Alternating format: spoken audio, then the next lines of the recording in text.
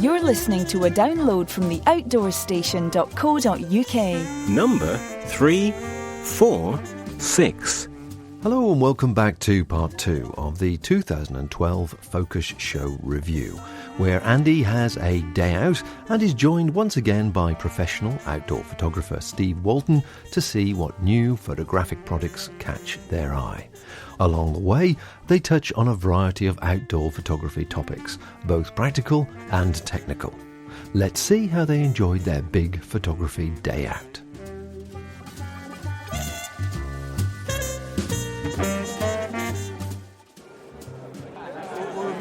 We're back on the bag trail again, and we're looking at the Think Tank range, which is the range that Steve uses himself professionally, and we've got Helen here who can tell us a little bit more about them as well. Welcome. Hello, thank you. I'm Helen from Snapper Stuff, and we distribute the Think Tank photo bags in the UK and Ireland and provide support for any issues that people may have, which are very few and far between. So what bags do you actually use? I've got two Think Tank bags. I've got the Airport International V2 and That's the roller bag. The roller bag, and another smaller roller bag called the Airstream. How do you get on with them? I love them actually. I mean, when I do need to take a lot of equipment with me, these are my bags of choice. One thing that people do need to bear in mind, with the Airport International V2, despite the blurb that comes with it, it does not fit Ryanair or BMI baggage cages. Yeah, no, it absolutely doesn't, and I totally agree with that. We actually do various information that we send out to our retailers and educate people through the blog to let people know that it does fit on EasyJet and it does fit on BA. The only issue that you may have is capacity and weight. Now with EasyJet, I understand it's currently unlimited and BA's 23 kilos thereabouts. So it's really down to how much stuff you can actually cram into your roller bag. I mean, this is something you need to be worried about. I got caught out about this with this in the summer, just flying to Ireland, and quite happily thought I got my bag well into the weight and fitted and everything until I got there and they started weighing it, and quickly I was taking laptops out and throwing them into... Well, there's two things that I'd advise people there, from being a photographer myself. First off, have a look at the website that for the airline that you're going to be flying with. Print out several copies so that when you get to the check-in, you're able to show them exactly what it states on their website, so you don't end up having arguments, you've got the evidence. Weigh your bag... That's clever. And always keep a copy yourself. Weigh your bag before you leave home, and wear a gadget jacket, because you can put a whole load of stuff in your gadget jacket because you're allowed to wear on your person as much as you like. I mean, I don't know why I've never thought about taking the print out before, because I've got caught a number of times, both as a photographer and as a musician, checking things, phoning them up, checking out and take things on the plane, and then of course you get there at 6 a.m. and they won't let you through. I've got one other bit of advice for travellers. Photograph your bag at the airport, especially with the international. It actually has a serial number on the back of it. So photograph that and photograph your bag in situ at the airport, so that if you are going to be putting something on the hold, and I wouldn't recommend putting camera gear in the hold, but if you're using it for something else and you want to put it in the hold, should it get lost and someone says, what does it look like? You show them the photo. Lovely stuff. Now let's talk about these bags. Now the point about these bags we've just been talking about is this is when you're carrying quite a lot of gear. So you're going on a job or maybe going on a holiday and you've got quite a lot of stuff with you. These are rather like they're the kind of trolley type bags that you can pull along the ground, but they're kind of superior to most cheap ones, aren't they? They are. They're designed by photographers for photographers. So they're designed not to look like camera bags. They're designed to actually look much more like your normal travel bag that you take away. They don't attract as much attention, presumably. Exactly. You don't want your £20,000 worth of gear to be just slipped away quietly. So it's got lots of extra features in the locking features. It's got a cable with a padlock, a TSA padlock. So if you need to just turn your back on it for 2 seconds, someone's not going to wander away with it easily. When you slide your laptop in the front of it, there's also another cable and a padlock that you can wrap around the handle of your laptop bag so it can't be pulled out nice and quickly. The actual fabric that's used is ballistics quality nylon. What that means, it's not bulletproof, but it is very, very hard wearing.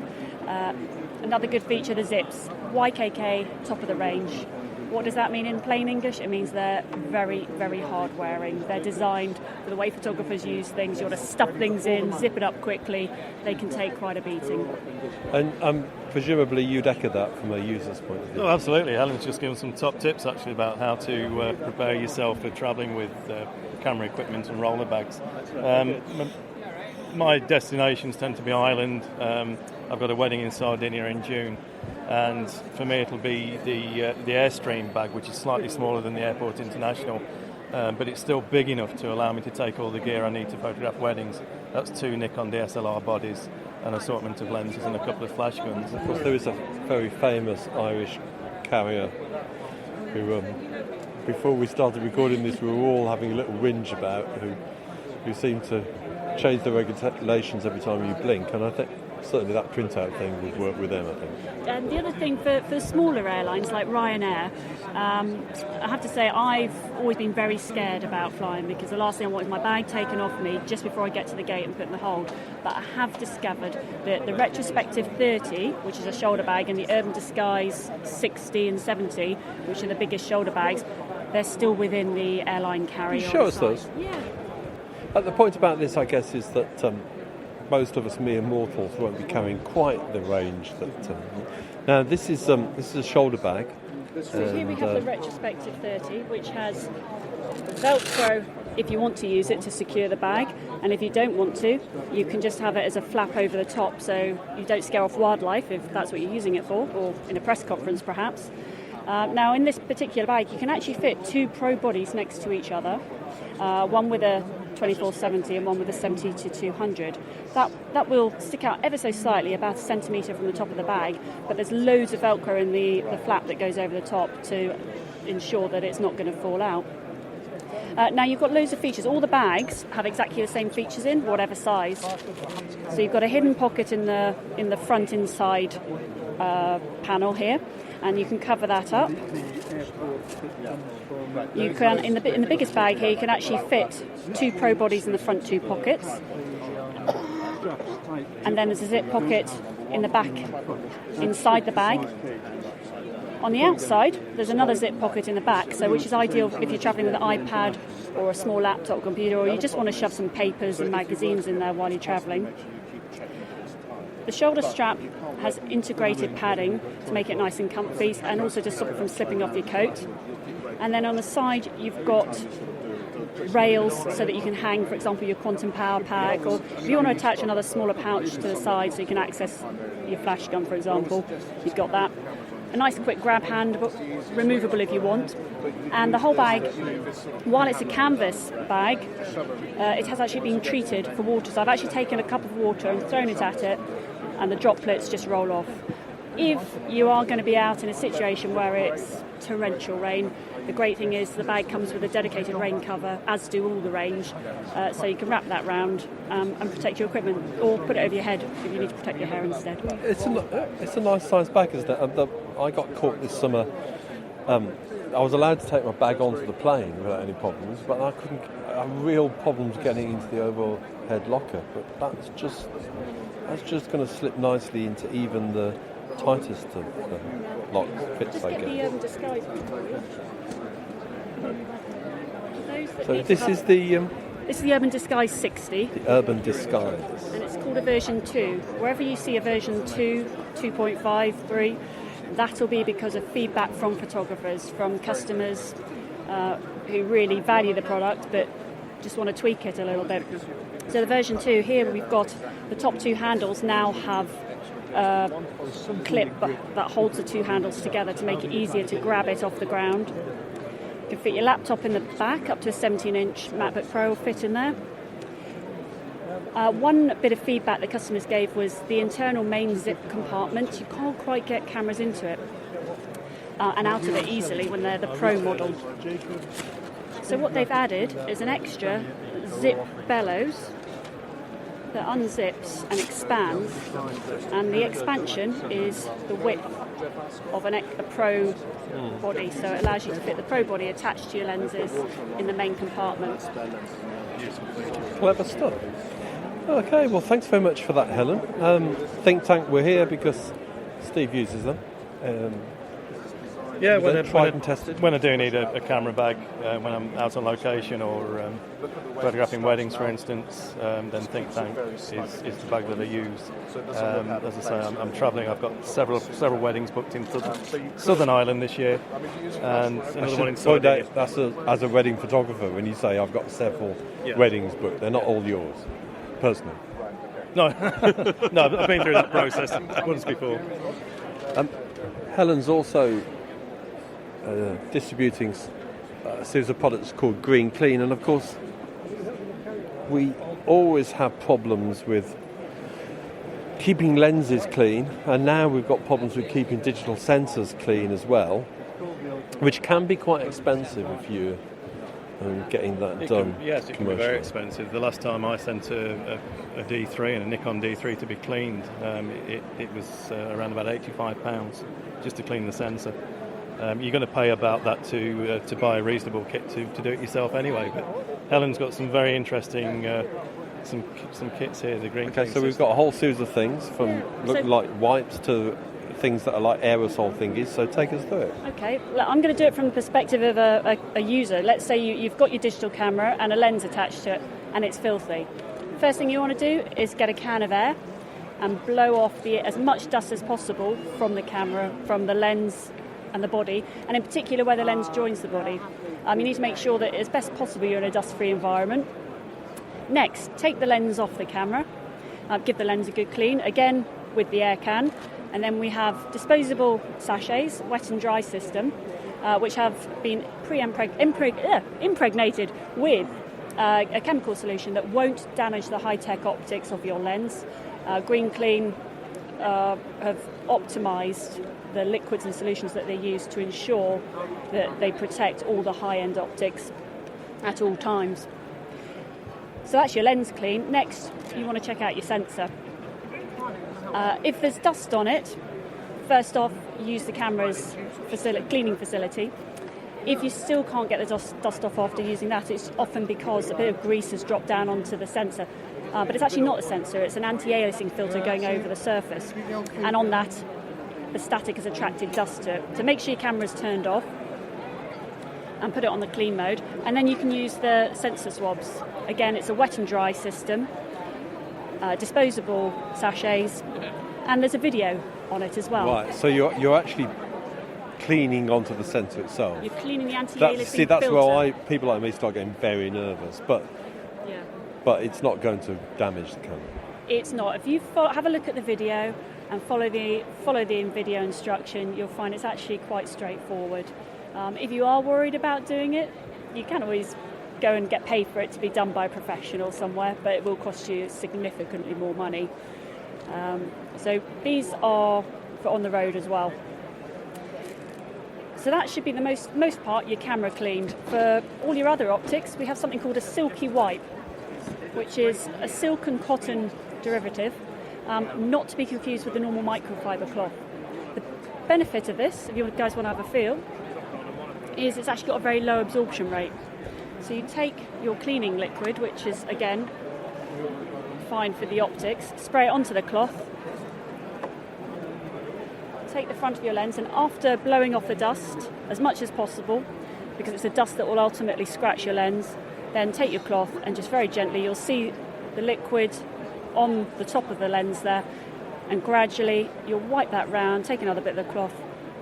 That's quite nice, because when you do it the other way round and spray smears onto the lens, and then you get a lot of smearing, don't you? Yeah. So, No, this has been designed so it won't leave smears at all. It's been designed so that because it's low absorption, you're transferring the liquid from the cloth onto the lens, and then very slowly you're lifting the grease and dirt and dust off there, leaving you with a smear-free lens. And compressed air, cans of compressed air, which is often useful as well, isn't it? Yep. We have these are the air cans that you should use first before going into any of the sensor cleaning. We have a modular system. So you have a can of air and you have different types of heads that you can fit to it. If I can borrow your hand there, you can feel the power of the air can. And that power is maintained throughout the can. And then this particular head that I'm putting on here is a mini vacuum. And this now is turning the blow can into a suction. So again, if I can borrow your hand, this is what you would use first on your sensor.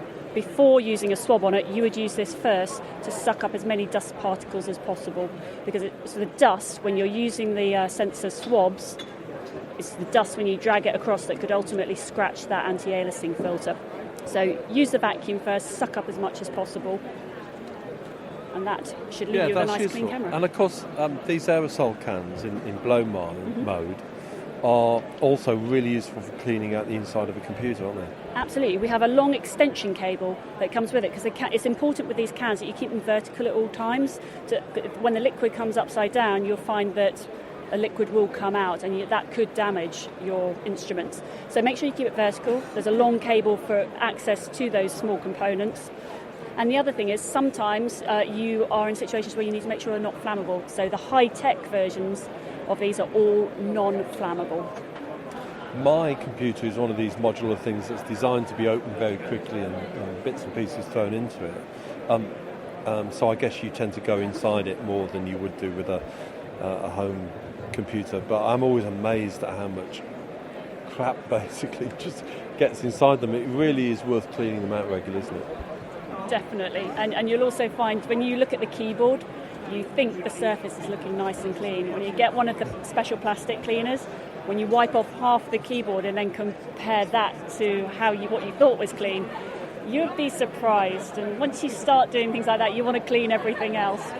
But the great thing is, when you clean, you want to know that those surfaces are not going to be destroyed in any way. And with Green Clean, you can guarantee that. And when you've invested a lot of money in cameras and lenses, Steve, I guess you really should be looking after it. Well, absolutely, yeah. Sensor cleaning with DSLRs is a fact of life. It's a bit daunting at first, but once you get into it, with most camera systems, it's a very simple process. It requires a little bit of care, a little bit of dexterity, but it is something that you have to do. It's interesting because a lot of the dust and dirt that does appear on the sensors actually comes from the lens itself. You need to be aware that if you're using zoom lenses, for instance, where the elements are moving in and out, they tend to suck in a lot of air and dust as well. And as I say, a lot of the dust actually does come from the lenses. That's a good tip. So it's not just then being careful when you switch the lenses over. No, it isn't. It's the lens themselves. Yes, yeah. A lot of it can be down to the lens. One of my Nikons, for instance, Nikon D3, is notorious for having grease marks on the sensor. Now, as far as I'm aware, it is a known issue with the D3. It's not talked about a great deal, but it is known with the D3 that it's some kind of lubricant can find its way from the shutter mechanism actually onto the sensor. That is the worst case scenario. What you don't want really are greasy marks on your sensor. They're the most difficult ones to remove. Dust is fairly easy, and with a superb system like this Green Clean system, sensor cleaning is going to be very straightforward for most people. Okay, and we can get this over the net, presumably, or direct from photographic stores, or how do we get hold of it? Yep, currently we're just introducing it into a range of stores throughout the UK. We have it online, available on snapperstuff.com. That's snapper as in photographer and stuff as in lots of things. And also Premier Ink have stock available now here at the Focus Show. I'm going to give you some samples for you to take away and try yourself. We have one other product you may be interested in having a look at. Yeah, go on then. IO Shutter, a trigger release system. Come over the other side of the stand and I'll show you. Okay, so this is the IO Shutter. It is. Now I should just explain that this IO Shutter, in front of us is a stand that has a number of iPads and iPhones on it, so hence the IO, I guess. But come on, what does it do? Okay, the IO Shutter is a cable and an app. So it connects an iPhone, an iTouch or an iPad to your digital SL camera and then acts as a trigger release, as a shutter release cable. So you can do time-lapse, bulb, you can trigger it by sound, by shake. You can even set a timer. So if you want to photograph something at, say, midnight, but you don't want to stay up, set it all up, set the timer on your phone or on any device to start taking photos at 3-second intervals from midnight, and then let it go. So I would like to introduce you to James Madlin, who is the inventor of this device, and he can run you through a demo on how to use it. Right, so we've got James with us, the man who's invented this ingenious system. Now, obviously, cable release systems and remote systems get very complicated and very expensive, but it seems most of us these days have got iPhones or iPads, so... Come on, so what how is does this IO work? Shutter? Yeah. So exactly, IO Shutter is a shutter release cable for your iPhone, iPod Touch and iPad. So what that does is it gives you SLR camera control from your iPhone, iPod Touch, iPad, your mobile Apple device. And so, of course, the apps are already available on the App Store. You just go on the App Store and search for IO Shutter. The cables ship for Canon at the end of March. And so the cable connects your Apple device to your camera. Download the app. There are two versions. There's a free and a pro version. But essentially, the first thing that you see is a very simple tutorial that explains how it works, that you run through in about 20 seconds. And then you've got a shutter release cable. So you can press the button to control the camera. You can obviously hold the shutter button down for manual bulb exposures for those lovely long, say, star trail photos, or of course motor drive as well. But where it really sets itself apart from anything else that's available is that you can open this fabulous little drawer on the side of the main controller, and you get all these other functions: timer, bulb, time lapse. There's a really fun clap to snap sound trigger and a shake to take movement trigger. And in the free app, which you can download, obviously you can get an idea for what all the things do. There are a few limited choices that you can select on each of those, and the sound trigger and the movement trigger is either on or off. The Pro app, which is an upgrade for just £6.99 on the App Store, makes all of those functions fully customizable and gives you even more functionality. So, for example, if you want to take a time-lapse of the sun coming up tomorrow morning, you don't have to go, what time is it? How many hours away is that? You can hop into the IO Shutter timer panel and you can schedule the start of your time-lapse. So you can say, tomorrow morning, just before dawn, 4:45, start my time-lapse. Obviously, the bulb and the time-lapse functions in IO Shutter Pro are fully customizable. And then the sound trigger, rather than just being an on or off clap to snap system, becomes a very advanced sound trigger where you can measure the ambient noise levels. You get a little sound meter, and you can set the exact thresholds that you want for it to trigger the camera, or any of the other functions. So you can stack the functions up. So as I said, you can have sound triggering a time-lapse or sound triggering a bulb exposure. And again, the movement trigger, the shake to take, becomes really complex. Very easy to use interface, but what you're able to do is control how much movement you need to trigger the function or the camera, and also which direction the device moves in. Why exactly you'd want a movement trigger for your SLR, I'm not totally sure, but it makes everyone laugh, and it's a lot of fun. Somebody will find a reason for it, won't they? Absolutely, and actually I'm thinking really it's things like wildlife camera traps and things like that. But fundamentally, IO Shutter, as I said, is a shutter release cable that for camera control from your iPod or iPad or iPhone. I mean, it obviously has those advanced features, but the thing that strikes me about it is that even the basic ones that are available in my SLR are actually quite difficult to get hold of, and if you're not using the stuff a lot, you always forget where the menu items are. So that seems to me to be a lot more intuitive. But Steve, come on, you're more hardened pro than me. Well, it's amazing, absolutely mind-blowing. I can certainly find a use for that in some situations, but I think James has done an absolutely superb job developing this. Very interesting. Okay, so that's IO Shutter, and I guess if you Google that or look for snapperstuff.com, and we'll give you all the information on it. Be available end of March for the Canon connectors, and then coming in the summer for Nikon. It looks very interesting. I should just interject as well, obviously snapperstuff.com for all the lists of where you can get hold of them. ioshutter.com, there's a competition on there as well celebrating the launch of IO Shutter, where you can win some fabulous Apple gear, iPod Touches, and if we get enough people joining, iPhones and iPads too. Okay, well, great. Thanks for your time. Thank you, Helen, for looking after us for half an hour or so, and good luck. That was a long 2 minutes.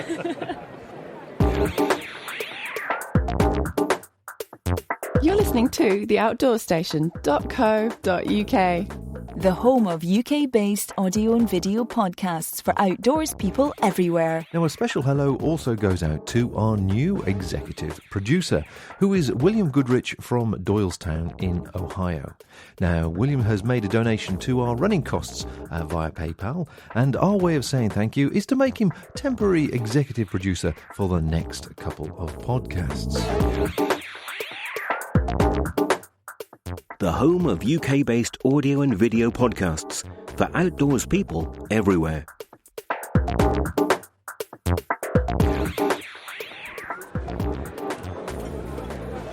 So we've got to that point where we're rapidly losing the will to live, and we've had to creep inside one of the rather extortionate cafes here at the NEC in Birmingham just to sit down and have a cup of coffee. But impressions, Steve? A lot more developments this time than before, but maybe not quite as much on show as I thought it was.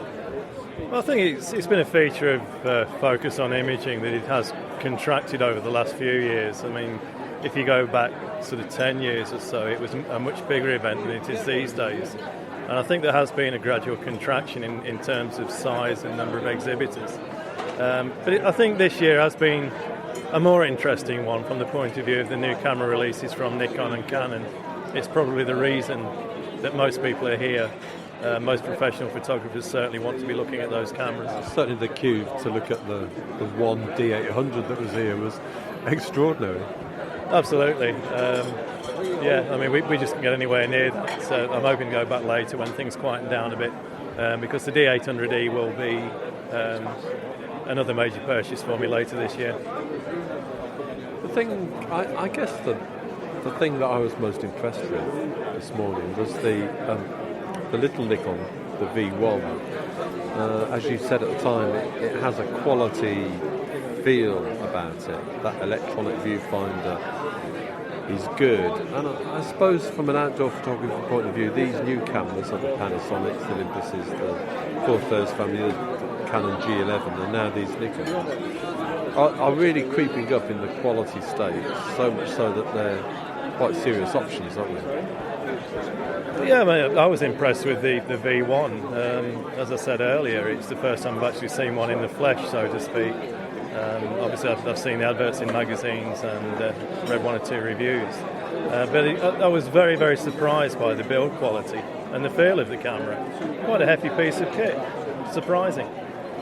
I guess the only downside, it's still not cheap. So if you're buying a set of interchangeable lenses, maybe two of those, and the camera itself is still knocking on over $1,000 really for something. So maybe its time hasn't quite come yet, but you can certainly see the way things are going.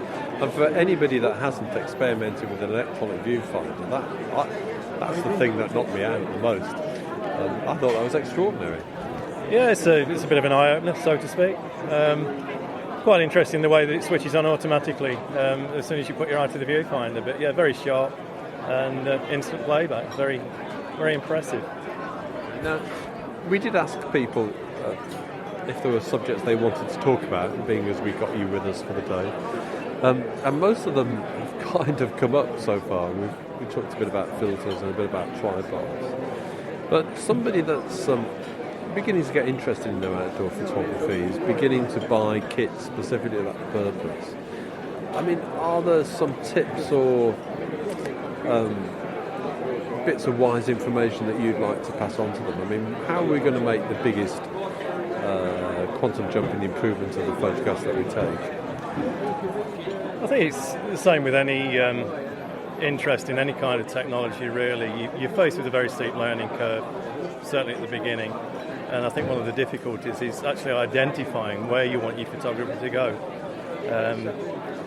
It was thanks really to my outdoor interests originally that I got involved in photography. That's how it set me on the path to becoming a professional. Initially, I had no idea. I was a complete beginner. I'd heard that SLR cameras were the way to go, and I ended up buying a Praktica 35mm SLR. Horrible East German thing.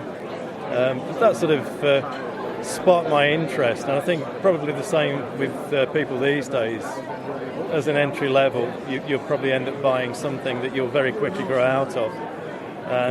But I think that the best tip I can give to most people is that don't try to run before you can walk. Don't think that major investment in the latest cameras is going to improve your pictures.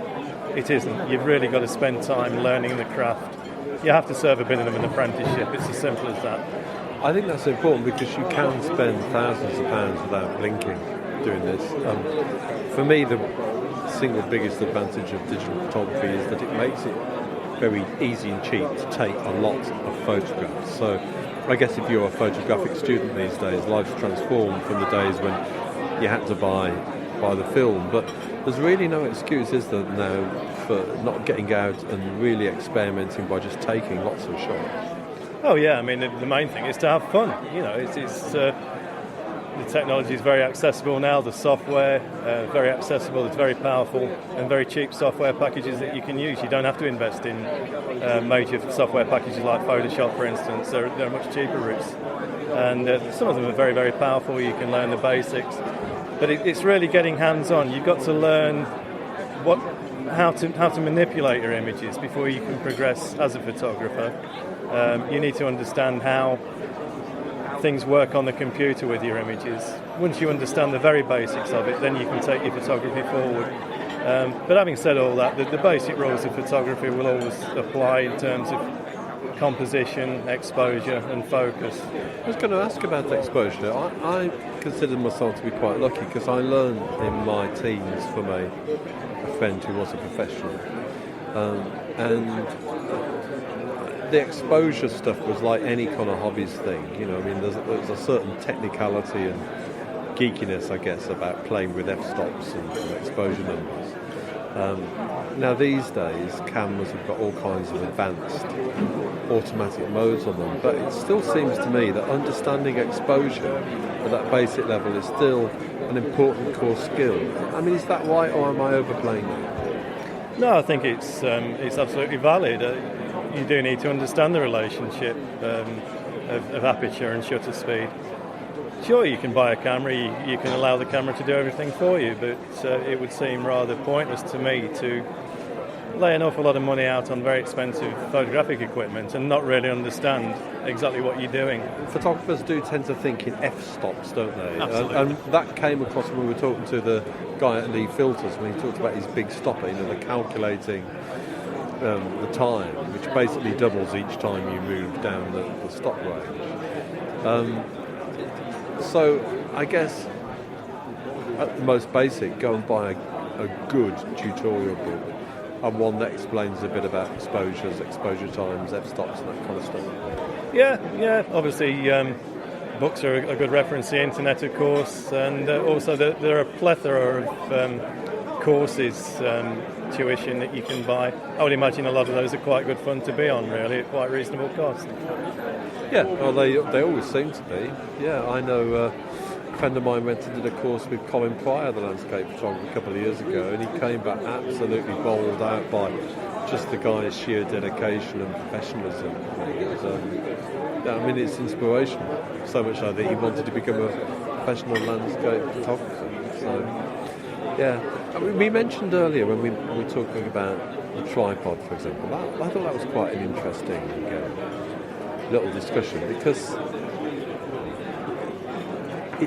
people think a tripod's there to deal with low exposure times or short exposure times. But actually, for me, I've always thought it was the composition in the frame that actually is the biggest asset. So there's still a room in people's camera bag for the tripod and that kind of thoughtfulness about photography. Absolutely. As I said earlier in the podcast, the tripod is an absolutely vital piece of equipment for me. I find that with a tripod, your whole approach to making an image, it's more thoughtful, it's a considered process. You're not picking the camera up and putting it to your eye and snapping away. You're thinking about where you're going to point the camera, you're thinking about your composition, and you're thinking about your placement of elements within the image. It is a way of learning, slowing the process down, the picture-taking process, thinking about what you're doing, and it is a natural progression that you will learn from that process. So tripod definitely, doesn't matter what your camera is, how big or small, as long as it's got a tripod socket, then use a tripod. A lot of people seem to worry that it takes a lot of time, but it doesn't. I mean, I find, you stop, take your backpack off, get your tripod out, extend it, way up the scene. You're only talking about a few minutes, but that few minutes makes a big difference. So this isn't something that's going to add 2 or 3 hours onto a walk. Well, not unless you're particularly obsessive, is it? It's still actually reasonably quick and intuitive stuff to use. Yeah, it's something that you learn to live with, really. I mean, I have a Gitzo tripod strapped to the side of my rucksack when I'm out. it's a very easy process just to unstrap it, extend the tripod, stick the camera on it with a quick release plate, set the camera up, and then consider the image. The other range of cameras that we've both got a little bit caught up in were the new Fujis, the rangefinders, and of course that is the style of camera that is associated with those classic French photographers like Cartier-Bresson and that kind of street photography. Obviously these days the internet has opened up a whole stream of people taking that kind of camera. You mentioned that you're a Leica user, a Leica film user, but you weren't too impressed by that move to digital. I mean, are these new rangefinder cameras effectively going to carve out a new market for that kind of camera? I don't think so. I don't think realistically the cameras from Fuji and anyone else who's making these retrofil rangefinder cameras are any significant threat to Leica. Leica are very much a niche product. They are a bit of a law unto themselves. They're a complete maverick within the photographic industry. They're a luxury tool as well, aren't they? A bit like a luxury car. Yeah, very, very much a luxury product. Fantastic cameras to use. Unfortunately, the M9 and the M8 and the M8.2 for me are not the cameras to use professionally. That's my personal point of view. I know people do use them very successfully, but for me, they're not the cameras I would use. It's always going to be Nikon. My Leica MP is a film camera. That is my one indulgence, and the Leica lenses I use as well. Really, the camera body is a vehicle for the very, very nice Leica glass. That's the reason I have an MP, and that's my phone camera. But the advantages of that rangefinder system, which they're smaller cameras, they don't make as much noise, they're less intrusive. I mean, certainly it's getting a lot easier for people to access a quality variant of that now. Yeah, I mean, if we do find a situation where the smaller format bodies are capable of carrying the Leica lenses via adapters or whatever, which obviously you can do with some of the new Micro Four Thirds cameras, the Sony NX series, for instance, the interchangeable lens cameras where you can actually fit Leica lenses. They've not been that prominent here, have they? Sorry? In fact, I haven't seen Sony here. No, I haven't either. But it makes a more affordable package. But I never see those, or I can't see those really as being any kind of realistic competitor for Leica themselves. No, that kind of gets us to touch on this thorny issue really of pixel size, really, or the number of pixels, megapixels per camera. But that jump that Nikon have made, we talked a little bit about it earlier, up to with the D800 30 megapixels. As long as the quality's there, that's extraordinary, isn't it? I mean, it's. I guess at your end, it's going to make life a lot harder for medium format cameras, but for the hobbyist, it means they're going to have good quality images that will blow up to any size that we'd want to use them for ourselves. So I guess what I'm saying is that we maybe thought the megapixel war was dead, but I suspect it isn't. Well, absolutely. I think Nikon certainly have gone and thrown a big spanner in the works with the D800s. 36 megapixels really is a phenomenal resolution, and the interesting thing is it's relatively affordable in comparison to a lot of the other stuff that's out there. I think you're looking at around about £2,500 for a D800 body. Yeah, so it's going to be interesting to see how that catches on. I should say, when we asked people what things they wanted us to talk about in advance of this, for people who couldn't get to the show themselves, I mean, by far the biggest reply was we want to know about the Nikon D800. There's been a lot of people waiting for it for a long time. And the other thing that I just wanted to get a feel for was, obviously, these cameras are now very, very good video cameras. I mean, people have been making TV programs using high-end Canons and Nikons now for a couple of years. So, how does the video thing work for you? I have to confess, I've never used a video focus on my stills camera. I'm still thinking stills mode, but clearly this is going to become an important part of the photographic world now, will it? Well, it is. It's certainly within the social photography market, which is it's my core business, weddings particularly. It is another hat that we're going to have to wear at some point. It's another discipline to learn. So you go along and do a wedding, and you're a high-quality wedding photographer, does the whole package from start to finish. You'd be taking video film as well, you think, as well as still photography? Absolutely. I think it'll be a market-driven thing. People will come to expect that eventually. It'll be a combination of stills photography with video footage built into it. I think in some ways the video guys at the moment have probably got a bit of a head start on the stills guys like myself. But, it's something that we're going to have to get involved with. It's actually, being on the optimistic side, I'm very excited about it because it is a new discipline to learn. They say you can't teach an old dog new tricks. I mean, I'm an old dog by any standards, but it's certainly something I'm very willing to get involved with. And I see quite an exciting future ahead, really. And it's going to lead to a whole range of different products available for marketing purposes, and it's just a very exciting phase of the industry once again. I mean, it's presumably very exciting simply because you push the envelope, you can do a lot more, and at the consumer end, new technology allows people to take, well, it does to some extent, it allows them to take a quality of image that they wouldn't have done before. If we're sitting here in 5 or 6 years' time, what kind of things do you envisage that we're going to be talking about from the pro and the prosumer market? Oh wow, it's it's a difficult one to answer. In terms of products, you're quite close to Nikon. Have you got an idea where the next wave of product development is going?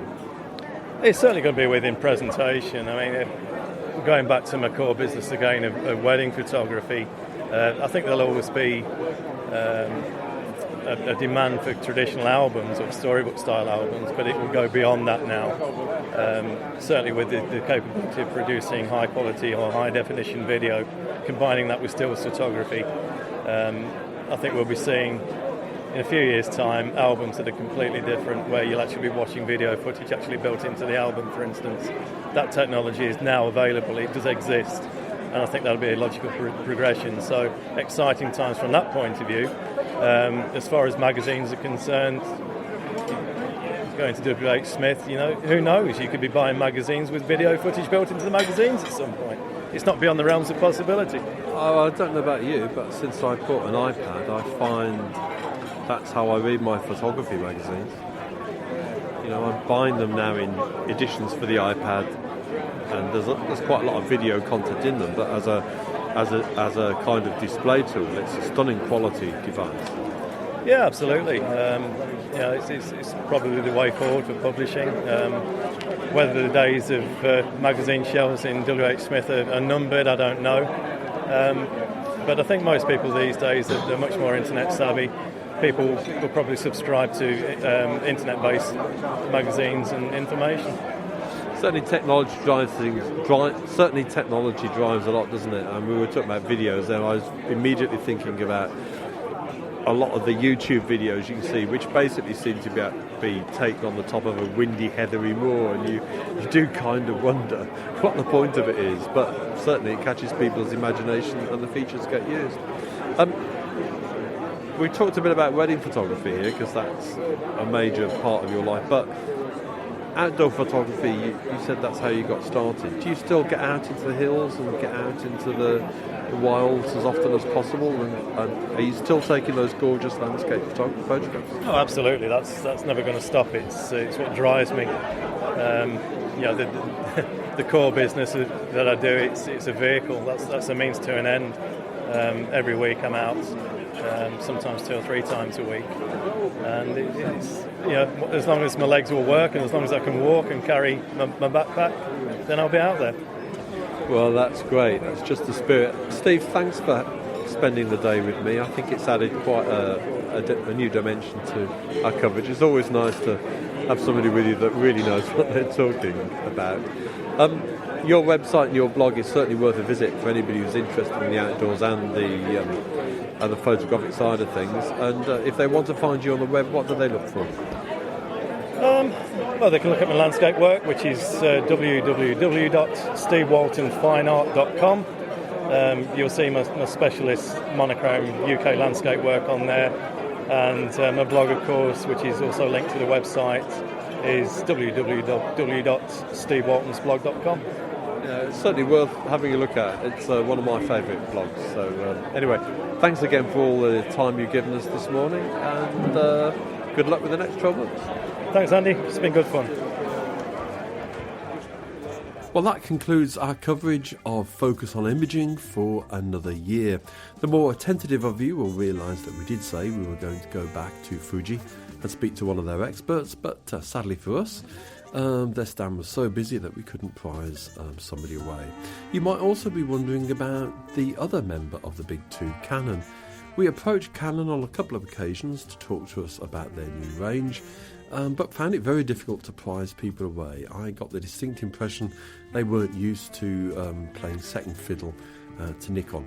Nevertheless, there were plenty of Canon aficionados around the stand playing with the new Canon 5D3, and they seemed pretty happy with what they were seeing. Well, that's it from me. Just goes to once again say thank you for Steve Walton for spending the day with me. I'll be back shortly. In the meantime, take care and happy hiking. This independent programme is produced and hosted by theoutdoorstation.co.uk.